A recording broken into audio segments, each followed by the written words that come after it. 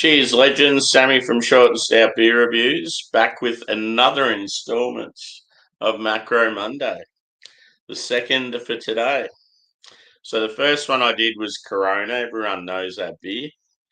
Here's an Australian macro, Carlton Dry. So yeah, it's by Carlton United Breweries, and they're out of Abbotsford in Melbourne.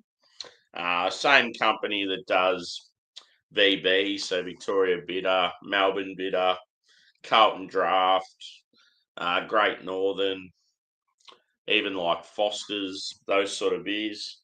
Not that we really have Foster's here anymore. So yeah, this is 4.5%, and it's in a 330 ml clear bottle. I love the draft horse. It's pretty cool. Simple but effective logo. Cheers, Levi. Good to see you, brother. Humana. She's Texas weather here, brother. It's over 110 Fahrenheit at the moment. So I've just knocked off work, and these cold beers are hitting the spot. I'm drinking this one out of my Hungry Jack's glass. Hungry Jack's is the Australian equivalent of Burger King.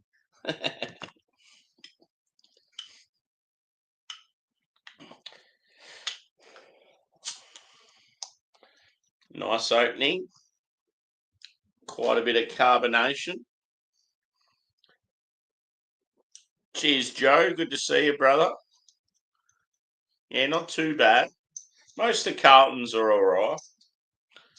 Well, Carlton Cold's a bit basic, but you don't really see that much anymore. But yeah, anything by Carlton United Breweries, I think's solid as far as macros go. It's a boy.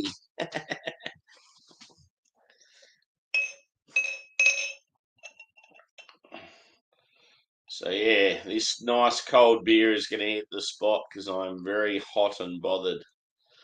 As I was saying in the last stream, I've done like 10 hours today. And then did a heap of shopping and stuff after work, and it's like so uncomfortably hot, and I was walking home, and then I ended up getting some beers, and I had a heap of stuff to carry, and I'm just like, fuck this, I'm getting the bus. So it pours, yeah, it's very clean and clear, like you can see straight through it. Moderate carbonation, I would say light body. It's about probably a 4-finger head. And yeah, it's like a light straw colour. But yeah, the clarity's quite good. Let's go a whiff. There's probably not going to be much aroma to it. Cheers, Sean. Good to see you, mate.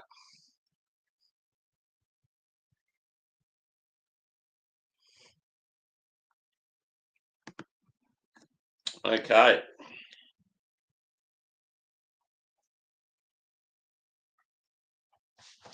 So yeah, you're just getting like a light sort of biscuity, grainy, maybe even bready base. Maybe like a little touch of sort of grass, citrus. It's definitely got a bit more aroma to it than the Corona did. Definitely, yeah, sweet malts present. I think like it feels like you get a bit more hop character. I think they use Pride of Ringwood hops in these beers. Pretty sure they're grown up in the Victorian high fields, from what I remember, the high country. Anyway, I'm very thirsty, very hot and bothered, so let's get into it. Cheers, boys and girls.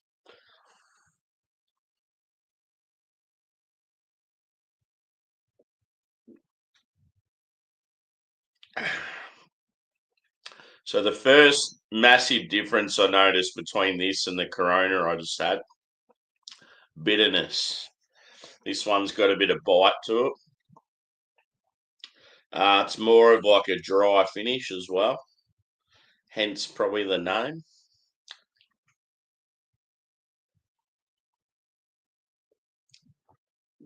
A bit more oomph in the malt. They're both 4.5%, but I think with Carlton Dry, you definitely like it feels like it's a bigger beer than Corona. It's definitely a bit more like, yeah, a bit more oomph, a bit more bite, a bit more pizzazz.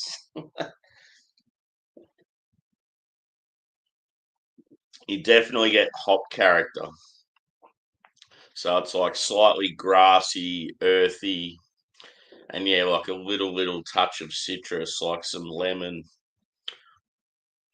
maybe like slightly floral.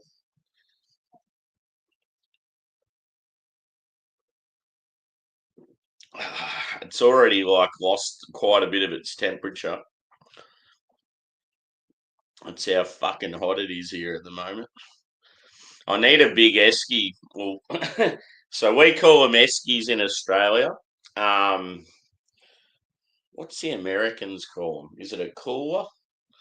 It's the big box you have and you put all your beers in with ice. In New Zealand, they call them a chili bin. But yeah, we call them an esky. Esky's like a brand, and it's funny how we call every like cooler thing an esky, even if it's not even that brand. It's weird. Yeah, I need one of them just full of ice just to sit next to me.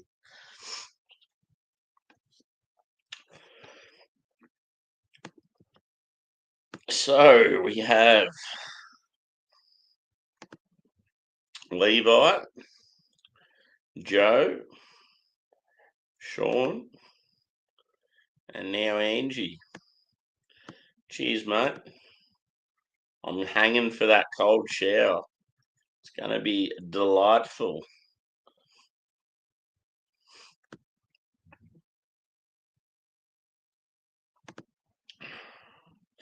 Yeah, I'm definitely. I've still got time to make mine decent. It's been pretty rough so far, but thinking positive, mate. Some cold beers, a cold shower, and I'll be good to go. I normally like the heat, but yeah, sometimes it's just too much. I mean, it doesn't help when you're coming off 2 hours sleep, you work 10 hours. It's like over 110 Fahrenheit, and then you're just trying to like sit and relax. I could, if I had a hammock in the backyard, I'd just lay on that under a tree and just fall asleep. It would be great. Yeah, for sure.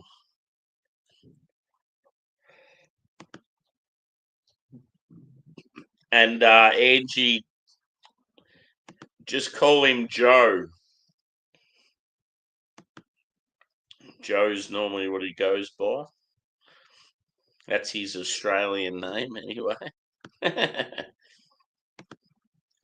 Yeah, me and Joe met through Rate My Beers stream. It's good. It's good to get some more Aussies involved. And he's actually been up on the panel too, which was cool. We'll have to do that again. Let's pour some more, shall we? So yeah, I do have some. I mean, as I've done some really good US craft beer recently. I've still got heaps of really good stuff in the fridge. So yeah, I might be back like later tonight and do one of them. We'll see what happens, but yeah, I just wanted to get the two macros out of the way just because it was yeah, I mean ideal. I just wanted to smash two beers after work that were cold. All the other beers I've got like other macros there, but I'm waiting on them to cool down. So after I finish this one, that's when I'll have a cold shower and yeah, I'll think about my life for a while.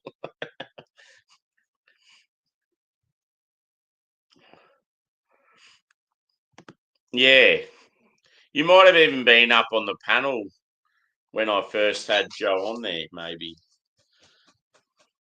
I think Joe's been on two of my panels. I remember him being on one and then he left and then he come back. But yeah. Yeah. Yeah. Yeah, I thought so. Angie was on a stream of mine recently and then I went over to hers. It's pretty funny. It's like old times.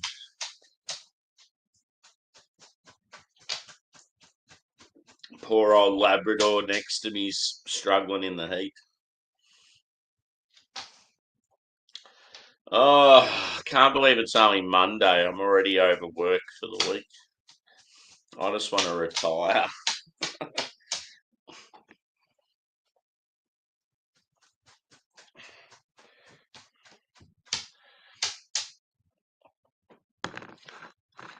If only beer reviewing on YouTube was really popular and you made heaps of money from it. Time to start doing food reviews, guys. This is the latest and greatest burger from McDonald's. Yeah.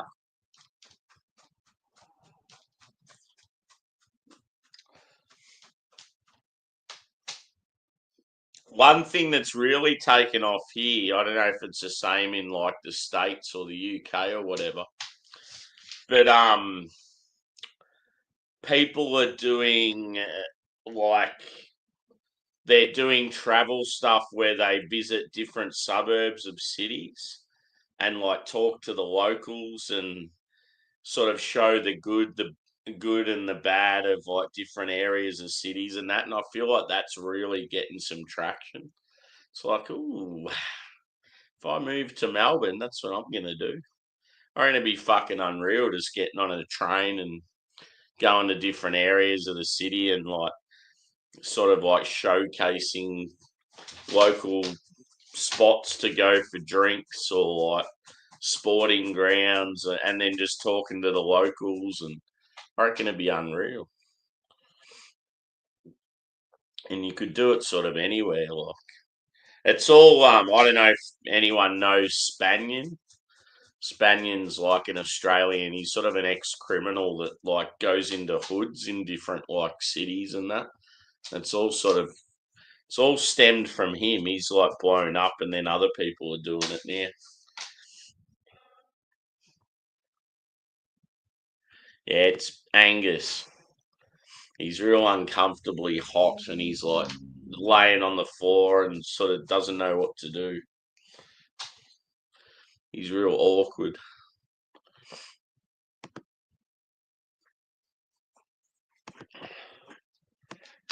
Woo! One thing that doesn't help is like this recliner that I'm sitting on. It's like real thick, like ooh, I just heard thunder. Looks like we're gonna get another storm. Thunder. So yeah, this recliner's like really thick fabric, and like when it's hot, it's like the worst thing to sit on because it just like sticks to you, and it's like real thick and makes you hotter.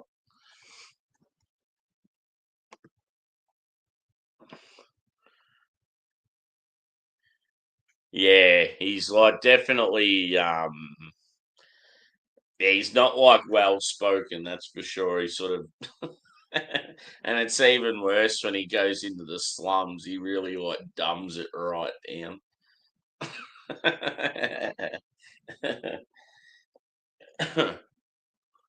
Like yeah, he sort of. I don't know how to say it without sounding racist, but there's like particular ethnic groups, like some of the guys, they're sort of like your Aussie bogan version of like that ethnic group. That's sort of how he speaks.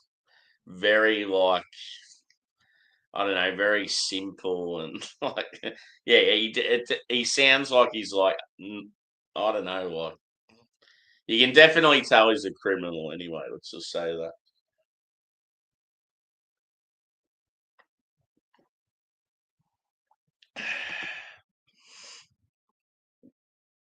Yes. I can't wait for these beers to chill. It was so annoying though when I went into the store and they only had like what I wanted in like just on the shelves. Nothing was like refrigerated. I'm like, fuck.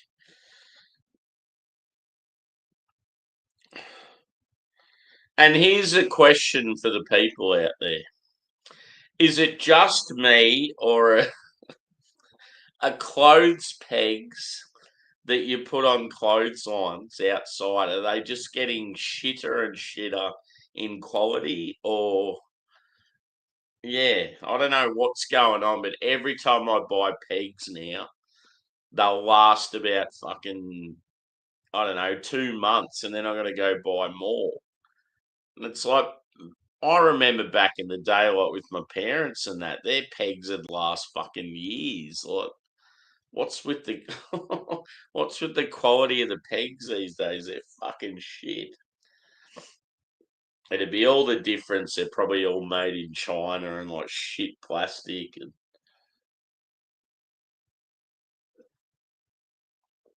And half the time you'll go outside to check your washing, and like half of the shit's fallen off the line. And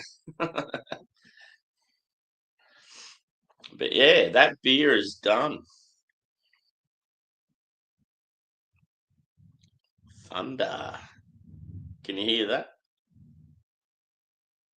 I wish you could hear it. Or I wish I could open up the window and you could see the streak of lightning. Last night was awesome. Like, I mean, it was shit because I couldn't sleep, but I opened up all the windows to let the cool air in when it finally cooled down, but it was still so muggy. But yeah, it was real fierce, like electrical storms. And it was so fucking loud, like just that big crack of thunder, and it sounded like it was real close.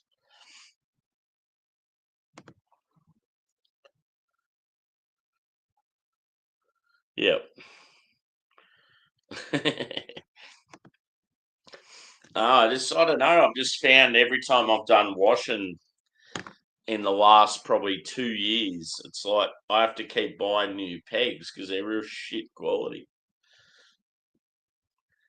For a while there, I used to like because it's only me. I could sort of get away with just like doing washing and then hanging it on a like a ed like a clothes like one of the indoor hangers and just have it sitting inside. But I don't know. Most of the time, I'll just do a huge wash and like just hang it all out in the clothesline, especially if it's good weather. And yeah, like I've just found lately, it's like shit just keeps falling off the line because the pegs are shit quality, and then you'll go to use them like the second or third time, and they're fucking snap in half. It's like this is ridiculous. But anyway, enough about the pegs. Let's give this beer a score. Um, Certainly enjoyed it a lot more than Corona. I like that it's. You can definitely tell it's got like a better malt base, but it's got more hop character. It's got some bitterness. It had like some sort of grassy, floral, citrus. Yeah, I'm gonna say 3.5 out of 5 for this one. I think that's a generous score. I still prefer Carlton Draft. But yeah, this is all right. I'm not really sure what the difference is with draft and dry. I think draft is just a little bit bigger, probably a bit sweeter up front. But yeah, Carlton draft, Victoria bitter, Melbourne bitter. I like those three. They're probably like three of my favourite Aussie macros. I also don't mind Cascade and Bogues down in Tasmania. They're pretty good. The Tui's old beer I had was pretty nice. It's like a dark ale. 4X is pretty basic. I mean, it's okay. Tui's extra dry is sort of the same. Then you get some shit ones like West End Draft, Emu. yeah, I'm going to wrap it up. Um, as I said, I could possibly be back later, like tonight. It's not quite 5 p.m. here, so I'm gonna get myself into a cold shower and chill for a while. And if I feel like a decent beer later on, I might do a decent US craft beer in maybe like 4 or 5 hours time after tea. So yeah, thanks for chiming in, guys. Always a joy having a chat with you, and see you again soon.